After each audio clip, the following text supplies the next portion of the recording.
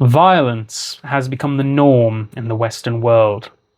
City West, the fuel protests earlier this year, Noak's murder in the UK, and the rioting that followed, and Stephen Ogilvy's near beheading in Northern Ireland being one of the most recent events. Robberies that leave elderly members of our community injured, carjacking attempts in the capital, knife crime, muggings, assaults, sexual assaults and rapes. It has become the norm in our society. It is endless. The horrors are daily, and it is spread everywhere, in every town, every city, every corner of our land. How we got here, I have spoken about previously. Today, I want to ask what can be done about it. As our nation continues to sink into destitution, economically, socially, and in a way spiritually, the question needs to be asked, how do we stop it?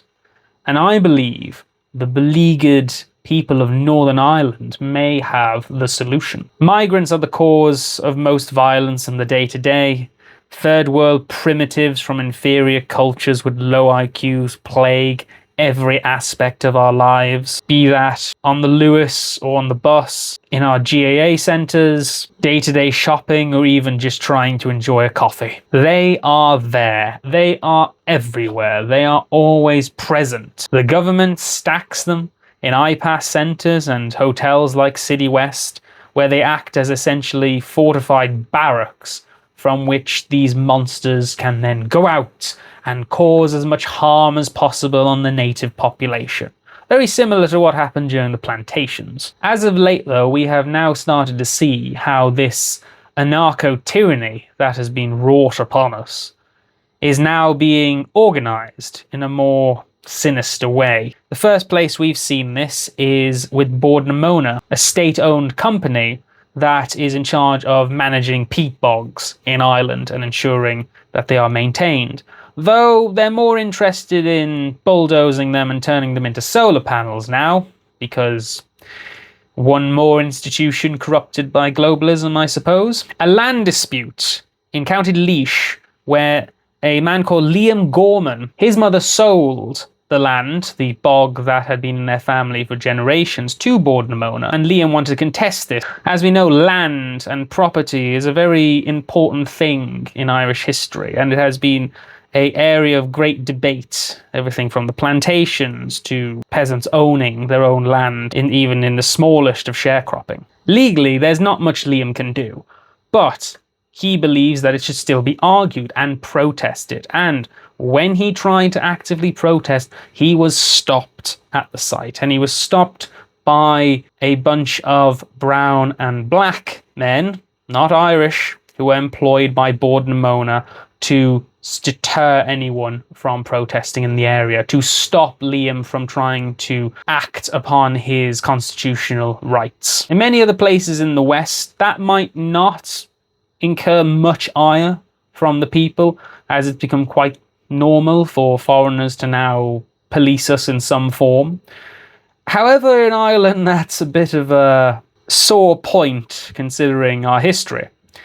And to have foreigners dressed all in black and being of those colours brings back memories to the old black and tans, which any person from Ireland knows who the black and tans are. But for those who don't, or would like a quick refresh, here we are. The Black and Tans were an auxiliary police force that was deployed to Ireland during the British occupation. This began after World War I in support of the Royal Irish Constabulary, which was struggling to contain the attacks by the Irish Republican Army, led by Michael Collins, as the War of Independence was in full swing. The RUC, being an unarmed police force, struggled to maintain order, and so the British government thought it was best to take all these recently demobilised British troops from the front lines of World War I and deploy them to support the RUC in Ireland. These men were not police. They were soldiers, and they had gone through the horrors of the trenches of years of brutal war. So their demeanour, the way they carried themselves in this conflict, was with utter brutality and persecution. There was no velvet glove, it was the mere heavy hand of militancy brought down upon the Irish people. And this only inflamed support for the IRA, which led to the Irish winning their independence and signing the Anglo-Irish Treaty in 1921, which turned Ireland into a dominion and eventually would have become a republic. I look at the situation that we see now with foreign men in black uniforms standing against natives and opposing their right to protest and defend their land. And I think history doesn't repeat itself exactly, but it certainly rhymes. And it's not just one company where we're seeing this employment of the new Irish coming into play. No, Bord na Móna is but one entity that is training and employing foreigners over the natives because they know the native people will not want to enforce globalist policy upon their fellow countrymen. We have seen this most with An Garda Síochána, who struggled massively during the fuel protests earlier this year, with the amount of people that came out and protest, with the amount of facilities that were blocked by the actions of the truckers and the farmers, which was fantastic to see.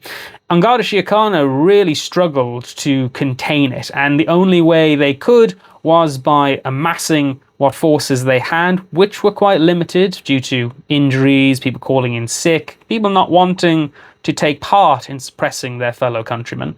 And they had to bring the hammer down one place at a time to the best of their ability. This put great fear into the hearts of the regime. They realized, oh, we do not have a force that can actually suppress the natives whenever something like this comes along, whenever there's another City West, whenever there's another protest about fuel, resources, of cost of living. We need more manpower. The problem is, the Irish government can't draw that manpower from the Irish people because we hate them, because they're awful, because they are trying to destroy us as a people. Recruitment is in the bin, there's very few native people joining up, and therefore, in order for the Irish government to mimic the sort of police state that Britain is in now, they need to recruit more foreigners. And An Garda Síochána are especially recruiting from Indians. They are putting out advertisements and recruiting people for the Guards. Hi everyone, a new Garda recruitment campaign is now open in Ireland. People who want to join the Irish Police Service known as Garda Síochána can apply until 3rd June 2026, that is tomorrow at 3 p.m. Applications are being accepted through the public jobs website. Garda trainees receive €354 per week during 36 weeks of training at the Garda College, which is in Templemore, with accommodation and meals provided. After training, new Garda members start on a salary of $39,194 per year, which increases with experience. The recruitment process includes online test, an interview, and a fitness test. Candidates need good English or Irish language skills. Officials say a Garda career offers a chance to serve communities, fight crime, and make a real difference in people's lives. Thank you so much for watching this video. If you like this video, please... So that they can bring in a wave of foreigners, train them up, and they won't care. They don't care about policing us. They'll apply the truncheon as hard as any of these globalist parasites will against us for the few traitors that remain in An Garda Síochána who can claim to be Irish. They won't care. They'll apply the truncheon as hard as the Irish government wants them to. Now, most of the time, we don't even listen to the guards when they're Irish, especially after the fuel protests. I think any goodwill that An Garda Síochána had left is just gone. It was thrown out the window. I mean, I've heard cases where entire pubs and cafes refuse to serve guards now, where they're looked in the streets prior. No one helps them, no one supports them.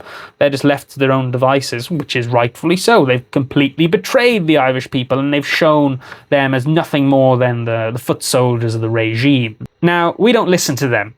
We barely care for them. And in a place like the UK, where they have employed foreigners in the police for a very long time, and the UK has a problem where its identity is more linked to civic nationalism. Not entirely, but you could argue it based on the Magna Carta and the Bill of Rights and things of that nature. Ireland doesn't have that problem. Ireland is an ethno-state. It is based upon the idea that the Irish people, an ethnicity, have the right to exist where they are sovereign over their own land and their own rules. Now, we did achieve that with the Declaration of the Republic, but were quickly sold downstream for a number of silver pieces, I imagine, by our governments. But the idea of a foreigner policing an Englishman, more bearable because they've had longer time dealing with the liberal paradigm than we have. So in the UK, an Englishman would give benefit of the doubt to a foreigner policing them. Probably less so now, but I still think that would apply. In Ireland, not really. People here barely listen to the guards after the fuel protests, let alone are they ever going to listen to anyone who's Indian or Ghanaian or Somalian or any other third worlder that comes and whacks on a high vis and claims to represent the people. I couldn't think of anything less representative than a foreigner in police uniform in Ireland. It is clear in Ireland and the UK who is allowed to be violent and who are not. The migrants, as a client group of the government, is one, and the government itself being the other, though they have the monopoly on violence. Though the line between those two will probably begin to blur more and more until it just melds into one, where foreigners will just run every form of important institutions, and foreigners will police us, foreigners will be security, and foreigners will be bus drivers. I could go on with the list, just this constant replacement of the natives at every turn in the same way that the British did during the imperialist era. Just now we have to deal with it as globalism. Different words, same methods. Although this one I think is more clumsier and more cringy, if you ask me. This is the worst! However, this is not the case with Northern Ireland. The North has had a hard history. I don't think anyone can deny that, north or south of the border. The only successful plantation in Ireland occurred in the north during British occupation. It was partitioned after the Anglo-Irish Treaty of 1921 and remained under British rule, and of course was horrendously ravaged during the Troubles. Catholics, nationalists, Protestants, Unionists, and everyone in between. They have fought and bled for their ideals. Harder than most, longer than most. And where have they found themselves?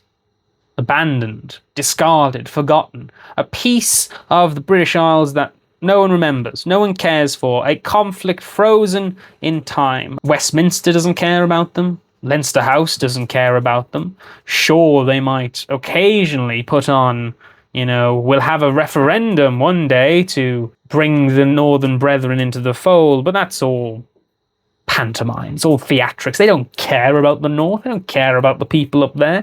They're happy to run their little kingdom down here and slowly tax us to death and, well, literally kill us with migrants. They don't care about the North. But the North has shown us what is possible.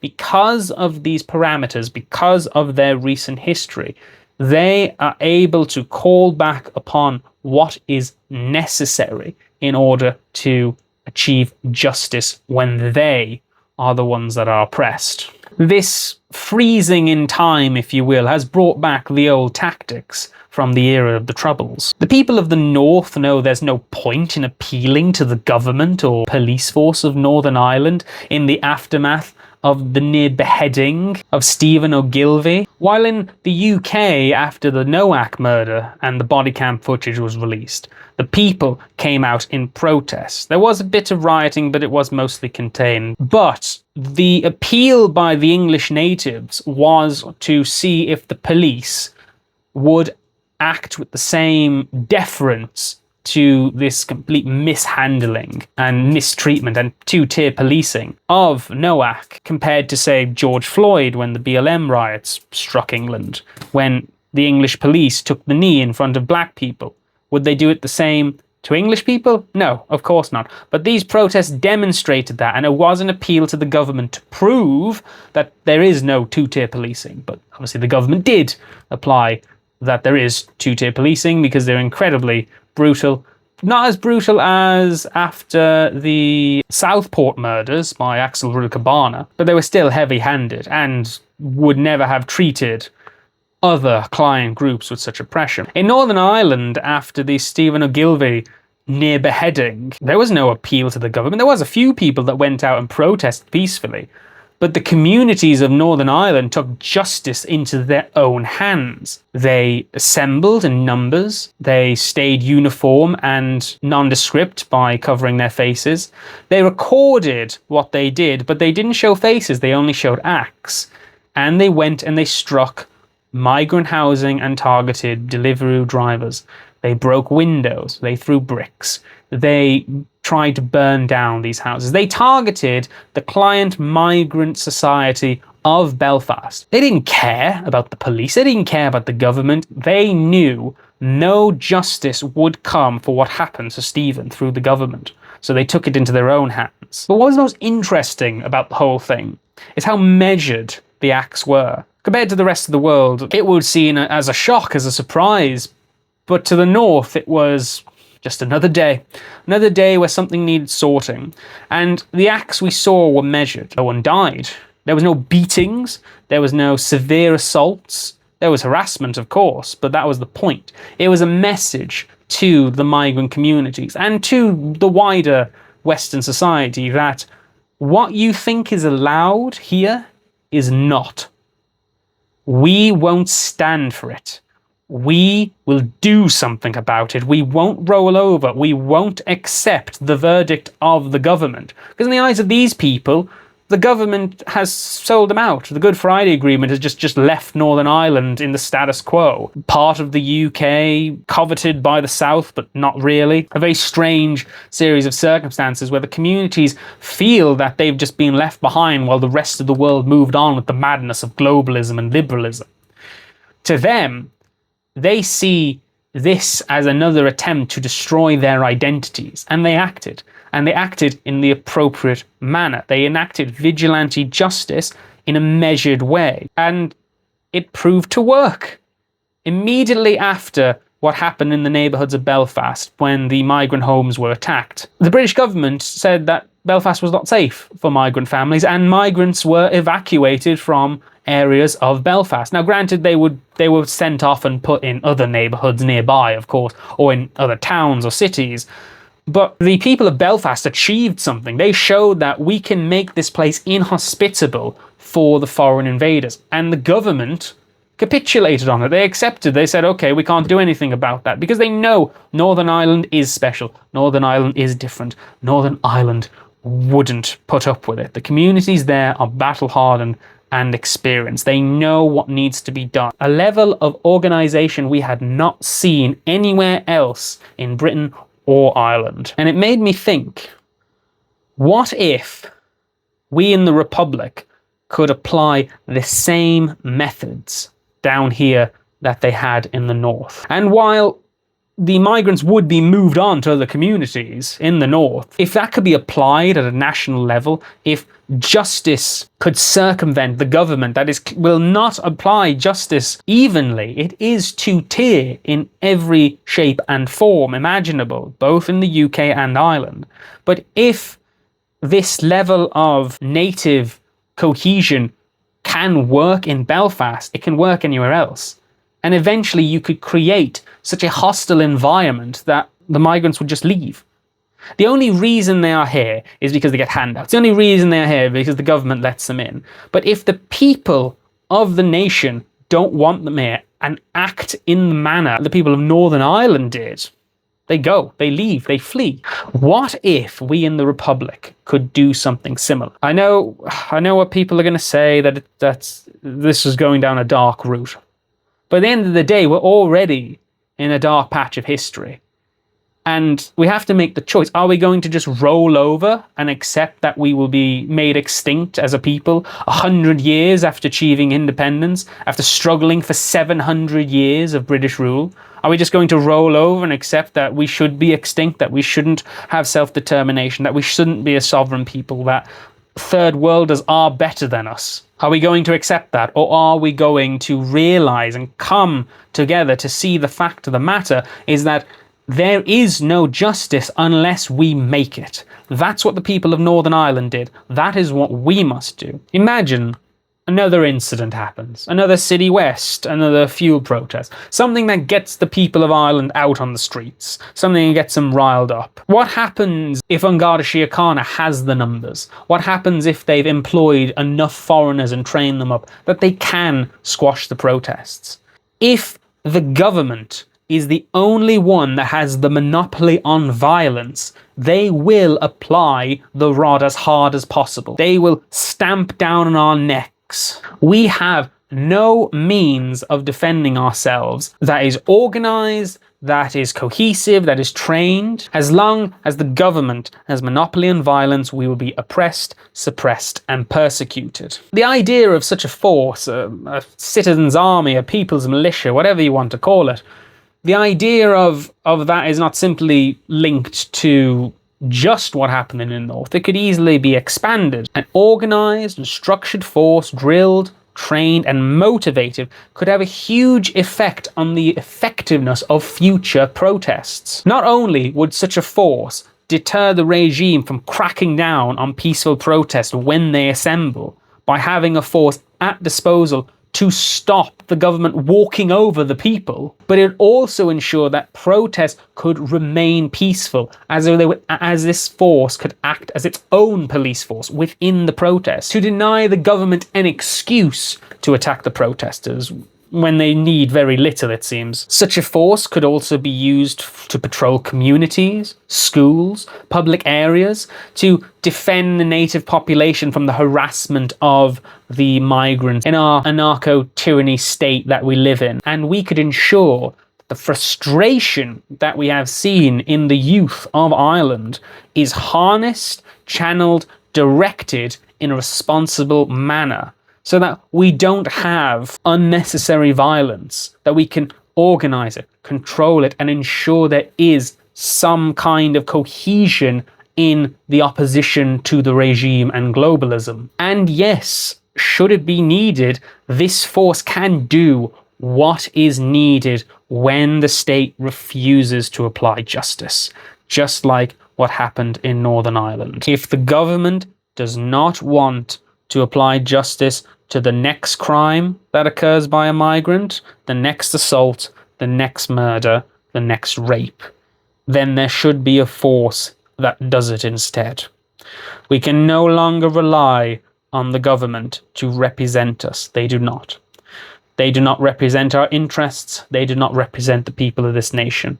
They are stacking their ranks with foreigners to destroy us. Only a force of native Irish, assembled, organised, and capable of defending themselves and the community at large is what is needed to ensure our protests can continue, to ensure that our schools are secure, to ensure that our children don't end up raped by these monsters. And I know what people will say, then I'm an extremist, that it is extreme to call for violence, political violence, to become the norm.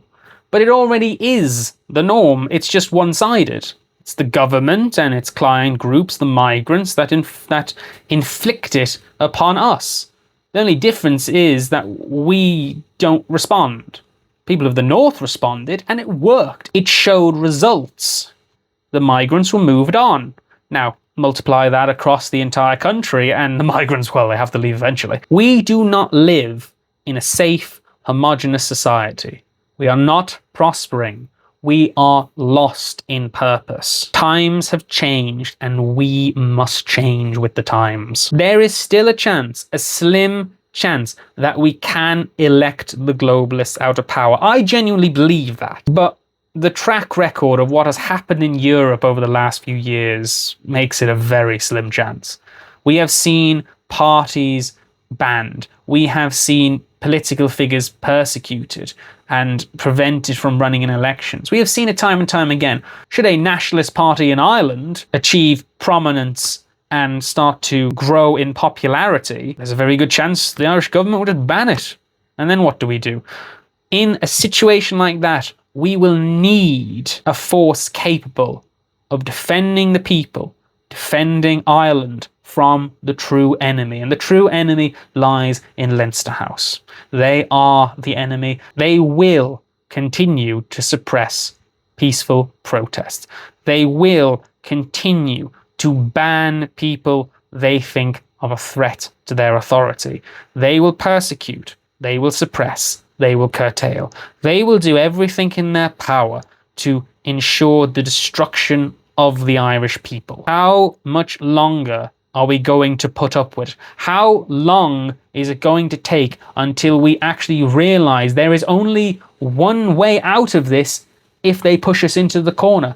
If they make peaceful reform impossible, if they make every party that tries to challenge them unelectable by banning them, what other option do we have but revolution? And if a revolution were to break out, by God, I would rather have a force capable of doing it than scrambling to try and figure out in the moment what needs to be done. Removing the monopoly the government has on violence will make them think twice, will make them doubt, will make them scared, will make them realize they don't control the situation. And that could give us the leap we need to get us a peaceful solution, to get a party into power that can stop the madness. But, as I say, I think that's a slim chance. And I know what I say is controversial. The idea of having a militant force in Ireland capable of defending the people and interests, but no one else's. Garda Síochána are traitors. The migrants are rampant in every aspect of our society. At what point do we have to realise this is the only choice? This is the only option. People of Ireland, we need to start defending ourselves and our communities. Because if we don't, we will be destroyed. And then thousands of years of Celtic and Irish history will be washed away, and what will replace it will be some horrendous third world estate where we will just be a minority in our own country until we eventually fade from history. I don't want that for the place that I was born and grew up in. I don't want that for my family and my friends who live in this country. I don't want that for you. But if we are going to stop it, we need to start thinking about what's necessary. And I believe a people's army might be necessary. Thank you all for the comments and likes and the subscriptions. I really appreciate it. But remember this, it was not the ballot that freed the Irish from British rule. And I doubt it'll be the ballot that frees us from globalist rule. I hope you found this video interesting and let me know what you think in the comments below. Slán go fóill, Éirinn Go Brách. Hush a vocal, hush and listen, and his cheeks were all aglow. I bear orders from the captain, get you ready quick and soon. For the pikes must be together at the rising of the moon.